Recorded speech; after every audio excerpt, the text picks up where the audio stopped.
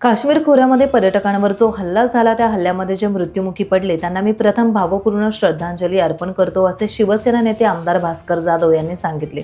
आमदार जाधव पुढे म्हणाले की ज्यांनी कुणी हा हल्ला केला त्याला सरकारने चांगलाच धडा शिकवला पाहिजे, त्यांना त्यांच्या घरात घुसून मारलं पाहिजे, त्यासाठी आम्ही सरकारच्या सोबत ठामपणे उभे आहोत असे ते म्हणाले। दहशतवादी हे पोलीस वेशात आले होते, दहशतवादी पर्यटकांना नाव विचारून त्यांना गोळ्या घालत होते असे वक्तव्य आमदार भास्कर जाधव यांनी केले। आमची सुरक्षा व्यवस्था कुठेतरी ढिली पडली आहे, आता दहशतवाद्यांना धडा शिकवायलाच हवा, आम्ही देशासोबत आहोत असेही ते म्हणाले। दहशतवादी हल्ला हा काश्मीर खोऱ्यामध्ये झाला आणि या काश्मीर खोऱ्यामध्ये माझ्या महाराष्ट्रासह देशभरामधील जे पर्यटक त्या दहशतवादी हल्ल्याला बळी पडले, त्यांना मृत्यूला सामोरं जावं लागलं, त्या सर्वांना मी भावपूर्ण श्रद्धांजली अर्पण करतो।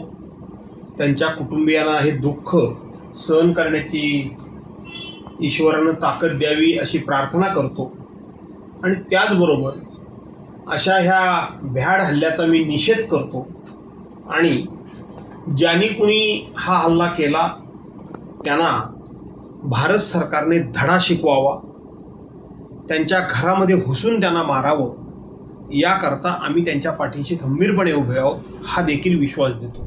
नाही, असं मी तुम्हाला सांगितलं ना की आपल्याला असं वाटत होतं सर्व काही शांत झालेलं आहे आणि म्हणून आपण गाफील राहिलो का? कारण शेवटी ते जे कोणी दहशतवादी आले ते पोलिसी वेशामध्ये आले, युनिफॉर्ममध्ये आले।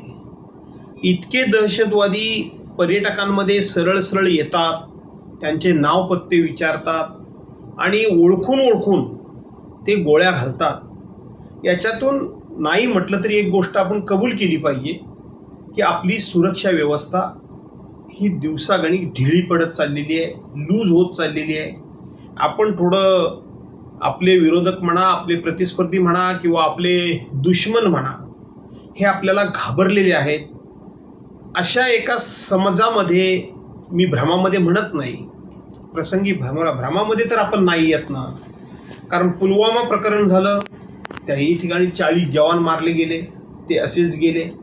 आजचे पर्यटक मारले गेले, तेही असे गेले। पण याच्यावर चर्चा नंतर करता येईल, पण ज्याने कुणी हे केलंय त्यांना मात्र धडा शिकवला पाहिजे आणि तो धडा शिकवण्याकरता आम्ही देशाबरोबर आहोत। टाइम्स डिजिटलला लाईक करा, सबस्क्राईब करा, शेअर करा आणि बेल आयकॉन दाबायला विसरू नका। पाहत रहा टाइम्स डिजिटल।